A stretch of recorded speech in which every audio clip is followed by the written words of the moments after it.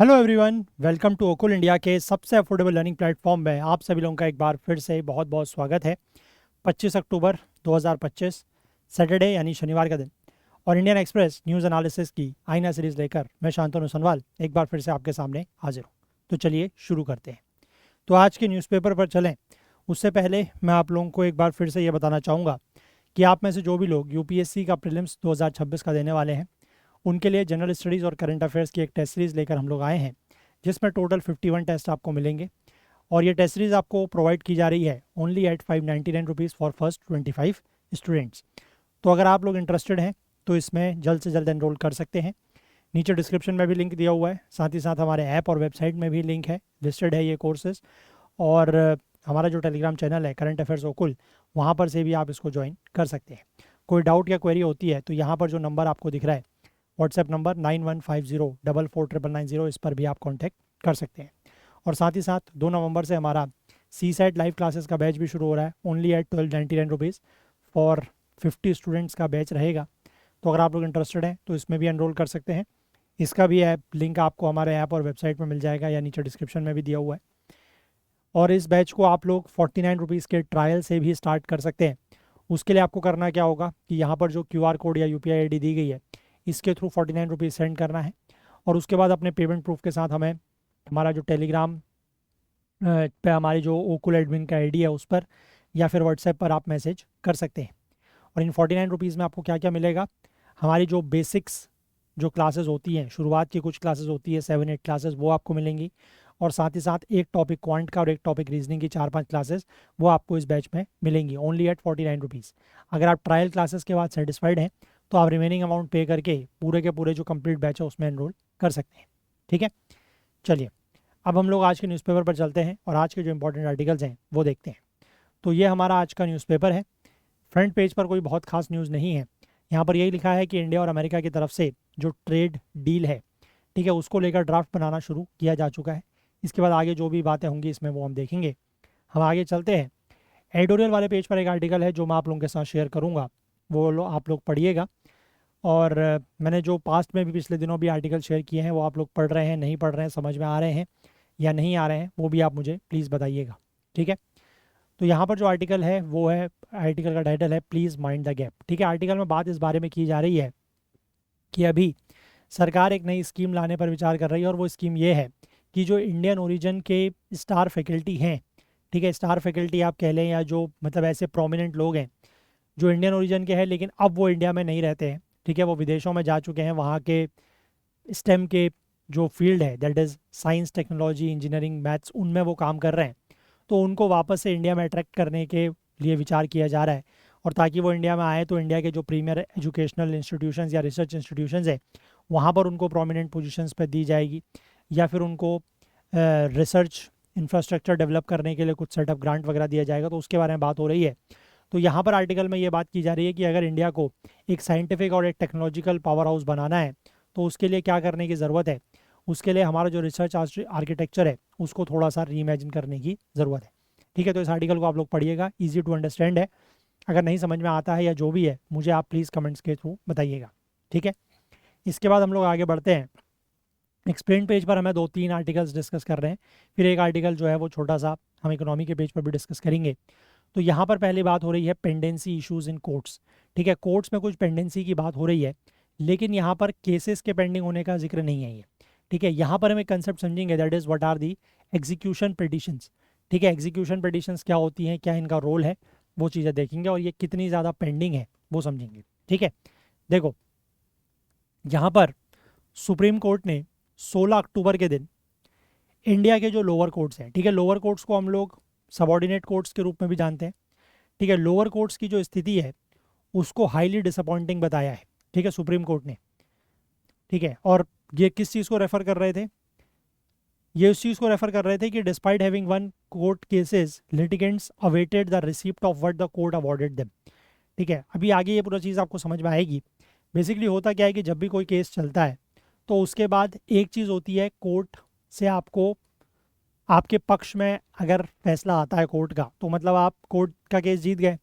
लेकिन उसके बाद वो तो चलो हो गया, ठीक है, उसमें भी कई साल लगते हैं, लेकिन उसके बाद आपको उसकी रिसिप्ट नहीं मिल रही है। ठीक है, उसमें भी अलग से कई साल लग रहे हैं। तो ये उसी की बात यहाँ पर कर रहे हैं। ठीक है, 16 अक्टूबर को जो ऑर्डर दिया गया है सुप्रीम कोर्ट के 2 जजों की बेंच की तरफ से, जस्टिस JB पारदीवाला और जस्टिस पंकज मिथेल की तरफ से, इन्होंने बेसिकली अपना एक डायरेक्शन था, ठीक है, मार्च के महीने का डायरेक्शन है, उसके बारे में आगे बात करेंगे। उस डायरेक्शन के थ्रू जो डेटा कलेक्ट किया गया है उसका रिव्यू इन्होंने किया और ये पाया कि जो आंकड़े आए हैं वो काफ़ी ज़्यादा अलार्मिंग है। ठीक है, 8 लाख या लगभग आप कह सकते हैं कि 9 लाख के आसपास एग्जीक्यूशन पिटीशंस जो हैं वो देश में जितने भी डिस्ट्रिक्ट कोर्ट्स हैं, जिला न्यायालय हैं, वहाँ पर पेंडिंग है। ठीक है, हमें यही चीज़ समझनी है कि what are these execution petitions, ये क्या होती हैं। ठीक है, देखो इस ऑर्डर में ये कहा गया है कि अगर डिक्री पास होने के बाद, डिक्री बेसिकली वो होती है जो जिसको हम फॉर्मली, मतलब जो कोर्ट का ऑर्डर आता है ना, जो कोर्ट का फैसला होता है, उसको फॉर्मल या लॉ की भाषा में, लीगल भाषा में हम डिक्री कहते हैं। तो डिग्री पास होने के बाद भी अगर कई साल लग रहे हैं उस डिग्री को एग्जीक्यूट करने में, तो फिर इसका कोई सेंस नहीं है। ठीक है, and this is nothing short of a travesty of justice. और ये कुछ नहीं है, ये बल्कि जस्टिस की ट्रेविस्टी है। ट्रेविस्टी का मतलब होता है किसी चीज़ का मजाक उड़ाना, उपहास करना। ठीक है, तो ये एक तरीके से न्याय का या जस्टिस का क्या है, मजाक है, ऐसा इस ऑर्डर में कहा गया है। ठीक है, इसमें जो इस तरफ हाईलाइट किया गया है कि जो हमारी न्यायिक प्रक्रिया है उसमें जो मेलाइस हैं, ठीक है, मेलाइस मतलब जो कमियां हैं, जो गड़बड़ियां हैं, जो डीप रूटेड मेलाइस हैं, उसकी तरफ हाईलाइट किया गया है। और उसमें यह कहा गया है कि अ victory in a law suit can often feel पायरिक without timely enforcement. अब मान लीजिए कोई व्यक्ति कोर्ट का केस जीत गया है, ठीक है, उसके पक्ष में फैसला आ गया है, वो कोर्ट का केस जीत गया है, लेकिन उस फैसले को अगर समय पे इन्फोर्स नहीं कराया जा रहा है, लागू नहीं कराया जा रहा है, तो ये जीत जो है वो पायरिक लगती है। पायरिक का मतलब होता है कि एक ऐसी जीत जिसको हासिल करने में आपने अपने बहुत सारे एफर्ट्स और बहुत सारे रिसोर्सेज को स्पेंड किया है, खर्च किया है। अब आप अगर भले ही जीत भी गए हैं तो आपको लग रहा है कि ये जीत तो कोई मायने नहीं रखती, क्योंकि इस जीत के लिए हमने अपना बहुत कुछ खो दिया है। ठीक है, तो उस तरीके की बात यहाँ पर की जा रही है। अब एक एग्जीक्यूशन पिटीशन क्या होता है? ठीक है, देखो जब कोई सिविल लॉ सूट कंक्लूड होता है मतलब केस फाइनल होता है, तो उस समय कोर्ट जो है वो एक ऑर्डर डिलीवर करता है, फैसला सुनाता है जिसको हम कहते हैं। तो फॉर्मली इसको कहा जाता है डिग्री। ठीक है, जो कि क्या करता है, rights and liabilities of the parties involved, कि जो भी केस में जो भी पार्टीज इन्वॉल्व्ड है उनके राइट्स और लाइबिलिटीज को डिक्लेयर करता है उस ऑर्डर में या डिग्री में। ठीक है, लेकिन डिग्री मिलना जो है वो सिर्फ पहला कदम होता है। जैसी किसी दो पार्टीज के बीच में कोई कोर्ट केस हो रहा है, एक पार्टी जीतेगी, मतलब एक के पक्ष में फैसला आएगा, दूसरे के अगेंस्ट में फैसला आएगा, तो वो सिर्फ एक पहला स्टेप होता है। ठीक है, लेकिन उस डिग्री को या उस ऑर्डर को इम्प्लीमेंट या लागू करने के लिए एक लीगल टूल की ज़रूरत पड़ती है जिसको कहा जाता है एग्जीक्यूशन पिटीशन। तो यही जो टर्म है ये इंपॉर्टेंट है, इसी को हमें समझना है कि व्हाट इज़ एग्जीक्यूशन पिटीशन। ठीक है, ये फाइनल और मोस्ट क्रूशल स्टेज होती है किसी भी लॉ सूट की या किसी भी केस की, जिसमें जो विनर है यानी कि जो कोर्ट का केस जीत गया है वो फॉर्मली कोर्ट को रिक्वेस्ट करता है कि वो अपने फैसले को, मतलब कोर्ट अपने फैसले को इन्फोर्स करे अगेंस्ट द लूजिंग पार्टी, से फॉर अ पेमेंट और the vacation of a property. मान लीजिए कोई जो लूजिंग पार्टी है उसने कोई पेमेंट वगैरह देना है, कोई कंपनसेशन देना है, तो उसके लिए वो कोर्ट को कहेगा, मतलब जो जीता हुआ व्यक्ति है वो कोर्ट को कहेगा कि आप अपने फैसले में जो आपने बात कही है कि मुझे इतना पेमेंट इस सामने वाली पार्टी से मिलना है, उसको एनफोर्स कराया जाए।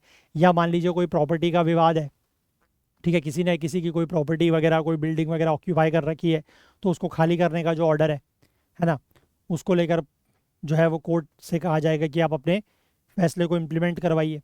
ठीक है, अब यहाँ पर क्या लिखा गया है कि ये जो एग्जीक्यूशन पिटीशन में इतना बड़ा बैकलॉग है, मैंने आपको बताया लगभग 9 लाख के आसपास एग्जीक्यूशन पिटीशन पेंडिंग है। इसका मतलब क्या है कि जो लाखों ऐसे लोग हैं जो ऑलरेडी कई साल अपने केसेस लड़ने में लगा चुके हैं, ठीक है, अब वो इस बैटल में फंसे हुए हैं कि उनको वो चीज़ नहीं मिल रही है जो लीगली उनको मिलनी चाहिए। ठीक है, पहले तो मतलब केसेस लड़ने में सालों लगे, ठीक है, कई साल लगा के उन्होंने कोर्ट का केस जीता, लेकिन अब उसके बाद भी जो फैसला उनके पक्ष में आया है वो इम्प्लीमेंट नहीं हो पा रहा है। ठीक है, क्योंकि एग्जीक्यूशन पिटीशन उनको नहीं मिल रही है। ठीक है, अब पिटीशंस जो हैं वो क्यों लैंग्विश कर रही हैं या क्यों इतना ज़्यादा डिले हो रहा है, तो नेशनल जुडिशियल डेटा ग्रिड का डेटा ये बताता है कि एक एवरेज लॉ सूट को या एक एवरेज सिविल सूट को लगभग 5 साल के आसपास लगते हैं पूरा होने में। यानी कि एक सिविल केस को निपटने में 5 साल लगते हैं। ठीक है, और एग्जीक्यूशन पिटीशन को कंक्लूड होने में उसके ऊपर 4 साल और लगते हैं। अभी इस तरीके के जो डिलेज हैं, जो देरी होती है, उसके पीछे कुछ कारण बताए गए हैं। ठीक है, जैसे कि legal council being unavailable. Legal council मतलब जो वकील वगैरह होता है ना, वो अवेलेबल नहीं है। तो 38% ऑफ द डिले या 39% ऑफ द डिले तो इसी वजह से होता है। ठीक है, दूसरी बात यह है कि कोर्ट की प्रोसीडिंग्स की वजह से भी कुछ डिले हो रहा है। कभी ऐसा होता है कि जो रिक्वायर्ड डॉक्यूमेंट्स हैं वो नहीं मिल पाते समय पे, तो उनकी वजह से डिले होता है ना। और these factors stem from procedural hurdles. और ये जो फैक्टर्स हैं ये किस वजह से हो रहे हैं?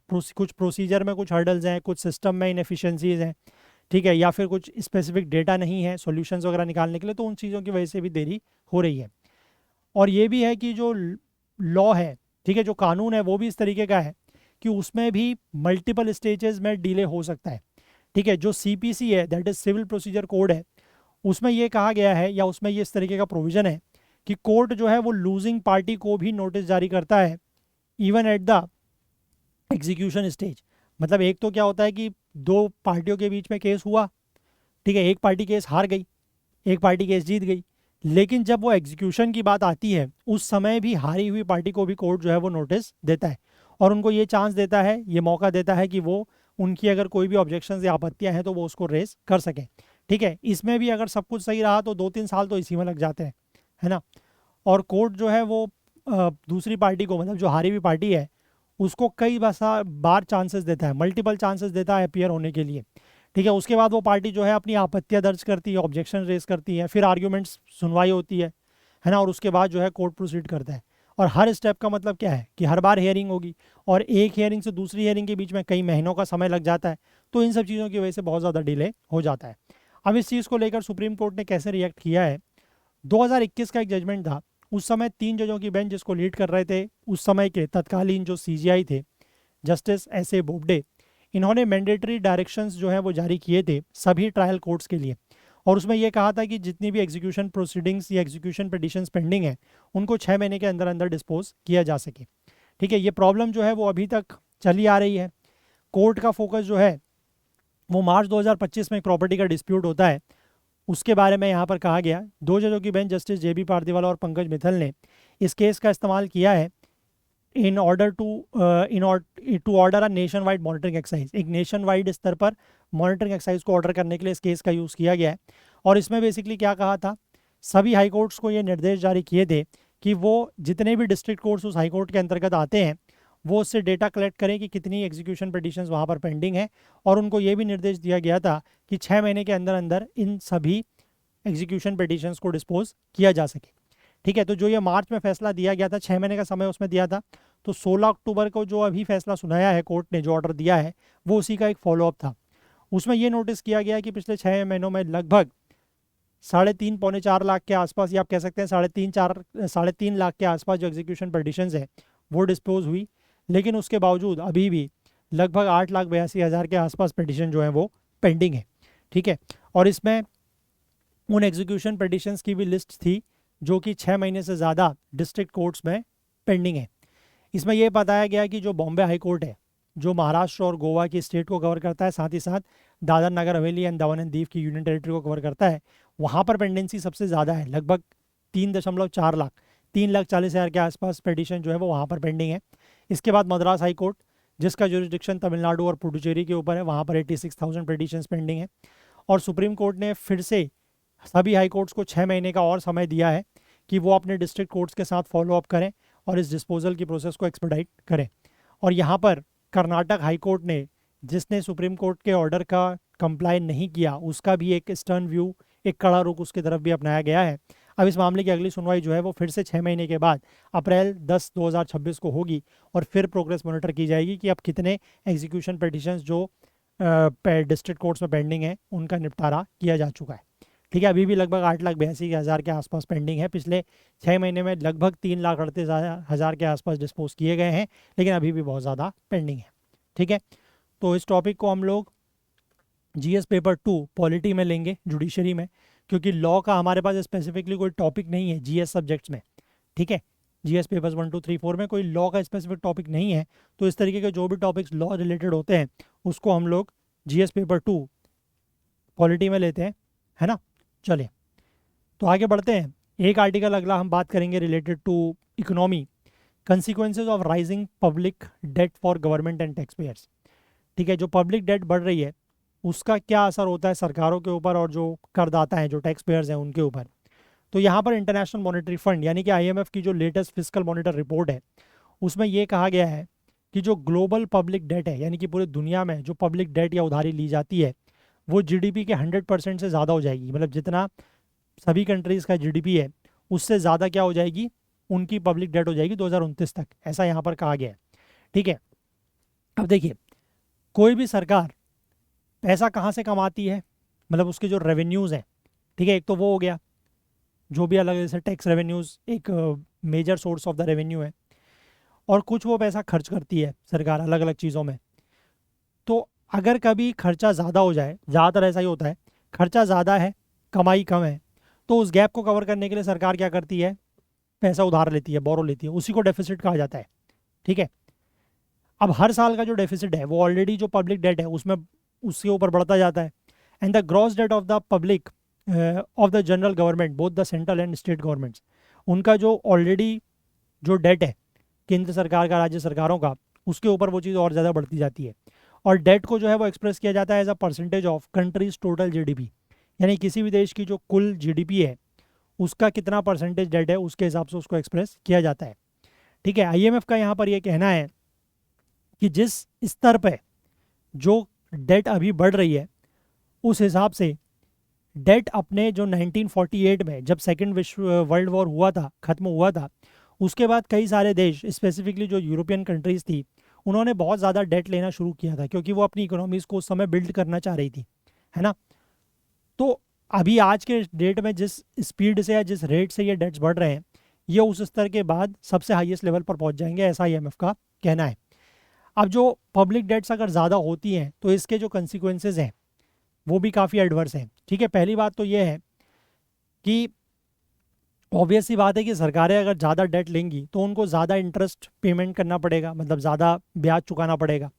और सरकार जो ब्याज चुकाएगी वो किस पैसे से चुकाएगी, जो उसका रेवेन्यू है, रेवेन्यू क्या है, टैक्स पेयर्स का पैसा है। ठीक है, तो इससे होगा क्या कि सरकारों को मजबूर होना पड़ेगा कि वो अपनी स्पेंडिंग कम करें, अपने खर्चे कम करें और टैक्सेस बढ़ाएं। ऑब्वियस सी बात है, टैक्सेस जब बढ़ेंगे तभी सरकार की रेवेन्यू बढ़ेगा, आमदनी बढ़ेगी। ठीक है, तो इससे नुकसान किसका होगा, पब्लिक का। दूसरी बात ये लिखी गई है कि अगर डेट टू जीडीपी रेशियो ज़्यादा होता है तो वो ये चीज़ दिखाती है कि जो गवर्नमेंट्स है, जो सरकारें हैं किसी भी देश में, जैसे जहाँ पर यह स्थिति है, वो सही तरीके से प्रिपेयर नहीं है अगले इकोनॉमिक शॉक के लिए, है ना। क्योंकि अगला अगर मान लीजिए कोई इकोनॉमिक शॉक आता है तो वहाँ पर सरकार को ज़्यादा पैसा खर्च करना पड़ता है ना। लोगों के हाथ में पैसा रहे या लोग उस इकोनॉमिक शॉक से उभरें तो उसके लिए, या उसको ओवरकम करें तो उसके लिए उनको कम टैक्स उनसे लेना पड़ेगा। तो ऐसी स्थिति में क्या होगा, ऐसी स्थिति में सरकार लोगों से पैसा कम लेगी, मतलब टैक्स कम लेगी, तो इसका मतलब सरकार का रेवेन्यू कम होगा, सरकार को ज़्यादा खर्च करना पड़ेगा। तो इसका मतलब क्या है कि डेफिसिट और ज़्यादा बढ़ेगी, और डेफिसिट और ज़्यादा बढ़ेगी इसका मतलब सरकार को और ज़्यादा पैसा बोरो करना पड़ेगा, तो डेट्स बढ़ेंगी। लेकिन अगर किसी देश का जो debt to GDP ratio already ज़्यादा है तो वो ये चीज़ें कहाँ से, और ज़्यादा डेट उसको कहाँ से मिलेगी। ठीक है, अब लेकिन ये जो स्थिति है वो जैसा यहाँ पर ऊपर एक टेबल में दिखाया गया है, अलग अलग तरीके की इकोनॉमीज़ के लिए स्थितियाँ अलग अलग हैं। ठीक है, जो एडवांस्ड इकोनॉमीज़ हैं उनकी स्थिति इस मामले में सबसे ज़्यादा ख़राब है। ठीक है, जापान की अगर हम पब्लिक डेट की बात करें तो वो जीडीपी का 230% है। ठीक है, जैसे मैं आपको यहाँ पर ये टेबल अगर दिखाऊँ तो एडवांस्ड इकोनॉमीज़ की अगर हम ओवरऑल बात करें, एवरेज की बात करें, तो वहाँ पर 110% है डेट टू जीडीपी रेशियो। ठीक है, जो 2029 तक या 2030 तक बढ़ के 119% हो जाएगा। जापान की बात करें तो 230 है, बढ़ कम होगा 222 पहुँचेगा। यूके का 103 है, 105 हो जाएगा। अमेरिका में 125% है, 143 हो जाएगा। वहीं अगर हम इमर्जिंग इकोनॉमीज़ की बात करें तो ओवरऑल 74% है, बढ़ के 84% तक जा सकता है। चाइना में 96% है, बढ़ के 116% हो जाएगा। इंडिया में 77 है, 81 है, कम हो जाएगा, 77 हो जाएगा। और वहीं अगर हम लो इनकम डेवलपिंग कंट्रीज़ की बात करें तो वहाँ पर 50% है, 44 हो जाएगा। बांग्लादेश का 40 है, 44 हो जाएगा। नेपाल का 49 है, 48 हो जाएगा। ठीक है, तो यही स्थिति बताई गई है कि जो एडवांस्ड इकोनॉमीज़ है उनकी स्थिति ज़्यादा ख़राब है ना। और ये सिचुएशन जो है 2030 तक और ज़्यादा वर्स या बुरी हो सकती है, वो मैंने आपको बता ही दिया। सिचुएशन जो है वो इमर्जिंग इकोनॉमीज़ और लो इनकम डेवलपिंग कंट्रीज़ के लिए थोड़ा सा बेहतर है ना। अब यहाँ पर यह भी लिखा गया है कि जो ये पब्लिक डेट है ये कई सारे कारणों की वजह से और ज़्यादा बढ़ेगी। क्यों? एक तो जो एक्सपेंडिचर ऑन डिफेंस है उसकी डिमांड बढ़ रही है, ठीक है, क्लाइमेट चेंज रिलेटेड एक्टिविटीज़ उनके ऊपर खर्चा बढ़ रहा है, फिर एआई जैसी डिस्ट्रप्टिव टेक्नोलॉजीज़ को डील करने के लिए भी पैसा बढ़ रहा है, और इस चीज़ के लिए भी पैसा बढ़ रहा है कि सरकारों को ये ज़रूरत है कि वो अपने वहाँ सोशल सेफ्टी नेट्स को और ज़्यादा मजबूत करें, तो उसमें भी खर्चा बढ़ रहा है, तो उस चीज़ों की वजह से भी जो डेट्स हैं वो बढ़ेंगी।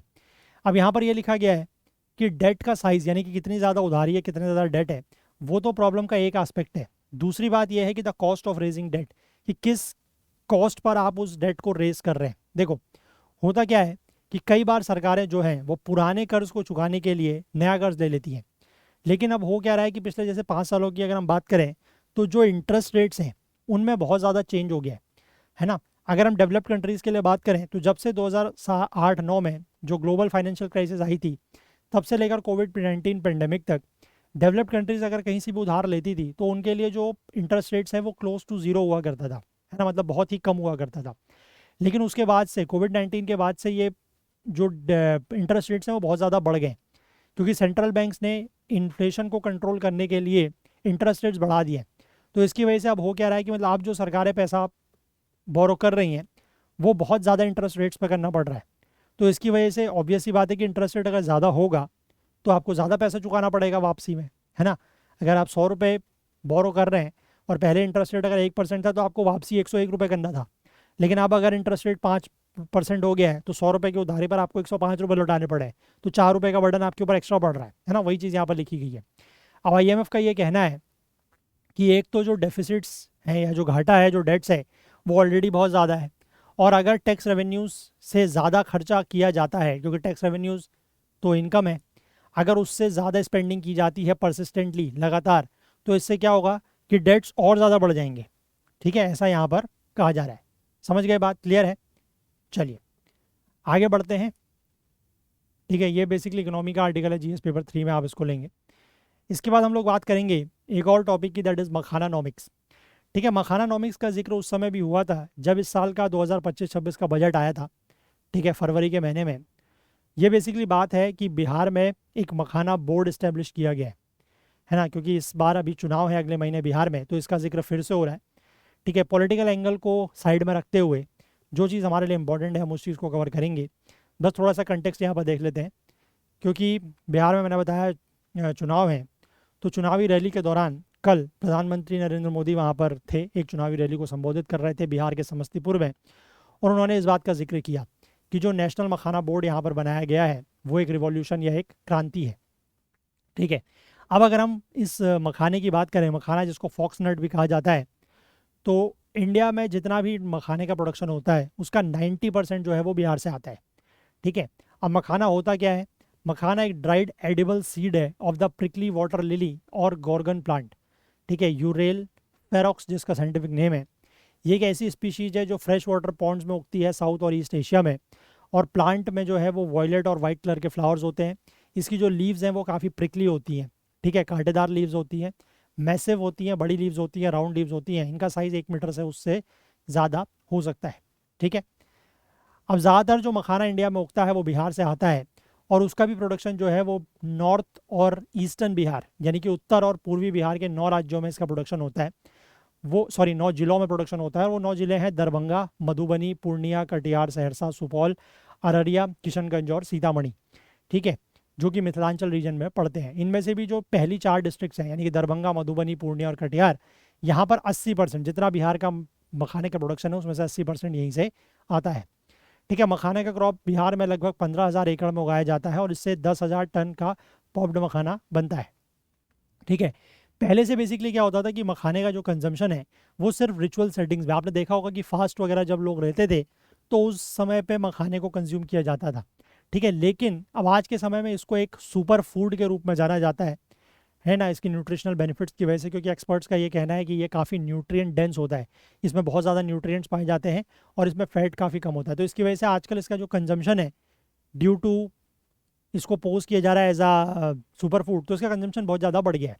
ठीक है, अब लेकिन प्रॉब्लम ये है कि बिहार में इतना ज़्यादा प्रोडक्शन होने के बावजूद बिहार जो है वो मखाना की बढ़ती हुई मार्केट को हार्नेस नहीं कर पा रहा है। ठीक है, इंडिया में जो सबसे ज़्यादा मतलब जो लार्जेस्ट मखाना एक्सपोर्टर स्टेट्स हैं वो है पंजाब और असम। और इनमें से मज़े की बात यह है कि पंजाब जो है वो अपना खुद का मखाना प्रोड्यूस भी नहीं करता है। लेकिन प्रॉब्लम यह है कि बिहार में कोई फूड प्रोसेसिंग इंडस्ट्री नहीं है और जो एक्सपोर्ट के लिए इंफ्रास्ट्रक्चर की ज़रूरत है वो भी नहीं है। तो इसलिए बिहार क्या करता है कि जितना भी उसका मखाने का प्रोडक्शन होता है वो सारा का सारा makhana as a raw material to the FPUs, जो फूड प्रोसेसिंग यूनिट्स हैं आउटसाइड बिहार, उनको सस्ते दामों में वो बेच देता है। उसके बाद यही फूड प्रोसेसिंग यूनिट जो है वो उसमें वैल्यू ऐड करती हैं। आपने आजकल देखा होगा कि मार्केट में फ्लेवर्ड मखाना भी आते हैं, है ना, तो वो फ्लेवरिंग करते हैं, पैकेजिंग करते हैं और उनको फिर बेटर प्राइजेज जो है वो मिलते हैं। ठीक है, अब क्योंकि बिहार में मैंने आपको बताया कि वेल डेवलप्ड और ऑर्गेनाइज्ड मार्केट नहीं है, ठीक है, कई सारे लॉन्ग चेन ऑफ इंटरमीडियरीज हैं, तो जिसकी वजह से होता क्या है कि किसानों को जो मखाने के प्रोडक्शन में इन्वॉल्व हैं उनको बहुत कम पैसा मिल पाता है। अगर आज की डेट में आप मखाने को जाके मार्केट से खरीदेंगे तो आई सपोज लगभग 2,000 रुपये किलो के आसपास ये मखाना है, लेकिन उसके जो किसानों को कीमत मिलती है वो बहुत कम है। ठीक है, और दूसरी प्रॉब्लम ये भी है कि इसकी प्रोडक्टिविटी बहुत कम है, क्योंकि मखाने को कल्टीवेट करना एक बहुत ही मेहनत का काम है। ठीक है, लेबर हैवी प्रोसेस है, इसकी वजह से इनपुट कॉस्ट बढ़ जाती है। पहले तो जो स्टैंडिंग वाटर बॉडीज़ है वहाँ पर इसके सीड्स को सो किया जाता है, उसके बाद हार्वेस्टिंग भी मैनुअली की जाती है by diving into the bottom of the water body. ठीक है, उसके बाद जो प्रोसेसिंग है, चाहे क्लीनिंग की बात करें, फिर सीड्स को सन ड्राई करना पड़ता है, रोस्टिंग, फाइनली पॉपिंग, ये सारा काम जो है वो मैनुअली होता है। और दूसरी बात यह है कि जो एग्रीकल्चर इंस्टीट्यूट्स के द्वारा हाई यील्डिंग वैरायटीज़ ऑफ फॉक्सनट्स को डेवलप किया गया है, लाइक स्वर्णा वैदेही या सबौर मखाना वन, उनको किसान जो है वो उतनी तेज़ी से अडॉप्ट अभी नहीं कर पा रहे। तो अब बिहार में ये ज़रूरत है कि एक रॉबस्ट फूड प्रोसेसिंग इंडस्ट्री बनाई जाए, जहाँ पर स्टोरेज फैसिलिटीज़ की एक स्ट्रॉन्ग चेन हो, एफिशिएंट मार्केट हो, स्पोर्ट इंफ्रास्ट्रक्चर हो, है ना। तो इसी चीज़ के लिए जो ये नया मखाना बोर्ड बनाया गया है, जिसके लिए 100 करोड़ का बजट एलोकेट किया गया है, वो यहाँ पर हेल्प करेगा।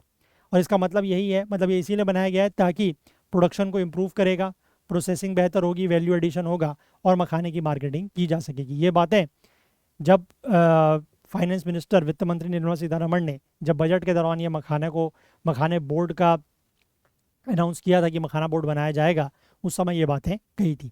ठीक है, बाकी तो इसका पॉलिटिकल एंगल दिया हुआ है, वो हमारे लिए इम्पोर्टेंट नहीं है। और इस मखाने बोर्ड की जो बात की जा रही है या जो उसको इस्टेब्लिश किया गया है, इसका आने वाले चुनाव में सरकार को या वहाँ की जो रूलिंग पार्टी है उसको कितना फ़ायदा मिलेगा, ये देखने वाली बात रहेगी। बट वो हमारे लिए उतना इंपॉर्टेंट नहीं है from the exam point of view. ठीक है, बाकी आर्टिकल में शेयर करूँगा, इसको पढ़ लेना एक बार। चलो आगे बढ़ते हैं। इकोनॉमी वाले पेज पर एक छोटा सा आर्टिकल है, उसकी हम बात करेंगे। यहाँ पर ये लिखा गया है कि जो NHAI है, यानी कि national highway authority of India, ये डिप्लॉय करेगी NSVs को। NSV का मतलब होता है नेटवर्क सर्वे व्हीकल्स। 20,000 किलोमीटर के हाईवे पर इनको डिप्लॉय किया जाएगा और इनका बेसिकली काम ये रहेगा कि जो सड़कों में गड्ढे हैं, टूट फूट हैं, ये उनको स्कैन करेंगे। ठीक है, NSV बेसिकली एक स्पेशलाइज्ड वैन या एक SUV होती है जिसमें कई सारे सेंसर्स और इंस्ट्रूमेंट जैसे कि laser, GPS, video image processing tools, high resolution cameras, inertial measurement units, distance measuring indicator, ये सब इसमें लगे होंगे। ठीक है, अब यहाँ पर ये लिखा गया है कि जो टर्म्स ऑफ रेफरेंस है उसके दौरान ये सर्वे, मतलब इसमें ये पता लगा है कि सर्वे जो है वो 13 तरीके के डिफेक्ट्स को कैप्चर करेगा, है ना। ये सब यहाँ पर दिया हुआ है। और सर्वे जो है वो कहाँ कहाँ पर कंडक्ट किया जाएगा, तो हमारे देश में लगभग 1.5 लाख किलोमीटर के आसपास के टोटल नेशनल हाईवेज़ हैं। इनमें से 50,000 किलोमीटर का स्ट्रेच जो है वो NHAI के द्वारा मैनेज किया जाता है और उसमें से भी लगभग 21,000 किलोमीटर का जो स्ट्रेच है, मतलब वो तो एक सिंगल लेन हो गई। बाकी अगर आप मल्टीपल लेन्स की बात करें तो 91,000 किलोमीटर के आसपास उसको इस स्पेशल सर्वे में आइडेंटिफाई किया गया है इसके लिए। ठीक है, 5 पैकेजेस में इसको डिवाइड किया गया है, नॉर्थ, वेस्ट, सेंटर, साउथ और ईस्ट। ठीक है, नॉर्थ में किन किन राज्यों में सर्वे होगा, that is Delhi, Punjab, Haryana, Himachal, Uttarakhand and Jammu Kashmir. उसी तरीके से वेस्ट में राजस्थान और गुजरात, सेंट्रल में महाराष्ट्र और मध्य प्रदेश। ठीक है, अगर हम बात करें साउथ में तो आंध्रा, तमिलनाडु, तेलंगाना, कर्नाटक, केरला। और ईस्ट की बात करें तो असम, बिहार, झारखंड, मेघालय, उड़ीसा, उत्तर प्रदेश और वेस्ट बंगाल। ठीक है, और इसमें यह भी लिखा गया है कि किसी भी बिडर को एक से ज़्यादा पैकेज जो है वो अवार्ड नहीं होगा। ठीक है, तो बाकी इसको आप एक बार पढ़ लीजिएगा, इसमें से यही इंपॉर्टेंट चीज़ है, NSV वगैरह और क्या काम करेगा, किन किन राज्यों में करेगा, इस तरीके से। ठीक है, चलिए, और बाकी वो एडिटोरियल पेज वाला जो आर्टिकल है वो मैं आपके साथ शेयर करूँगा, उसको एक बार ज़रूर पढ़िएगा। और आर्टिकल्स आपको समझ में आ रहे हैं, नहीं आ रहे हैं, ये भी मुझे ज़रूर बताइएगा। ठीक है, चलिए, जाने से पहले मैं आपको एक बार फिर से बता दूं कि अगर आप प्रीलिम्स दे रहे हैं इस बार का, 2026 का। तो इस तरीके के टेस्ट सीरीज़ में आप लोग ज़रूर एनरोल करें, आपको काफ़ी फ़ायदा इससे मिलेगा। 51 टेस्ट आपको टोटल यहाँ पे मिल रहे हैं at a very affordable rate of 599 rupees. तो जल्द से जल्द आप लोग इसमें एनरोल कर सकते हैं। और वहीं अगर सी सेट के बैच की मैं बात करूँ तो 1299 रुपये में आपको सिर्फ और सिर्फ 1299 में सी सेट का लाइव क्लासेस का बैच मिल रहा है। बहुत डिटेल में हम इसमें पूरा का पूरा सी सेट कवर करेंगे, ठीक है। और इस बैच का ट्रायल आप लोग सिर्फ 49 रुपीज़ में भी स्टार्ट कर सकते हैं। ये जो UPI ID और QR कोड दिया है इस पर आपको 49 रुपीज़ पे करने हैं। टेलीग्राम पर या फिर व्हाट्सएप पर हमें मैसेज करना है विद द पेमेंट प्रूफ, और 49 रुपीज़ में आपका ट्रायल स्टार्ट हो जाएगा, जिसमें आपको बेसिक्स की क्लासेस और साथ ही साथ जो एक टॉपिक रीजनिंग का, एक टॉपिक क्वांट का, उसकी क्लासेस इसमें मिलेंगी। और उसके बाद अगर आप ट्रायल क्लासेस से सेटिस्फाइड हैं तो आप जो रिमेनिंग अमाउंट है वो पे करके पूरे बैच में भी एनरोल कर सकते हैं। तो अगर आपको आज का सेशन पसंद आया हो तो लाइक ज़रूर करें, ज़्यादा से ज़्यादा शेयर करें। आपके जो भी डाउट्स हैं, जो क्वेरीज हैं, वो आप कमेंट कर सकते हैं। ये भी ज़रूर बताइएगा कि आर्टिकल्स आप लोग पढ़ रहे हैं, नहीं पढ़ रहे हैं, समझ में आ रहे हैं, नहीं आ रहे हैं, जो भी है। कुछ और फीडबैक भी आप देना चाहें तो वो अपनी बात हम तक ज़रूर पहुँचा सकते हैं। चैनल को आपने सब्सक्राइब नहीं किया है तो प्लीज़ ज़रूर कर लें, बेल आइकन प्रेस करना ना भूलें ताकि वीडियोस की नोटिफिकेशन आपको ऑन टाइम मिल सके। और साथ ही साथ हाईलाइटेड आर्टिकल्स के लिए आप हमारा करंट अफेयर्स ओकुल टेलीग्राम चैनल ज्वाइन कर लें। इसका लिंक नीचे डिस्क्रिप्शन में मिल जाएगा, या फिर आप करंट अफेयर्स ओकुल सर्च करके भी इसको ज्वाइन कर सकते हैं, या इस QR कोड को स्कैन करके भी ज्वाइन कर सकते हैं। तो चलिए मिलेंगे अगले सेशन में, तब तक के लिए अपना बहुत बहुत ध्यान रखें। Please do take care of yourself. Thank you, have a nice day, bye bye.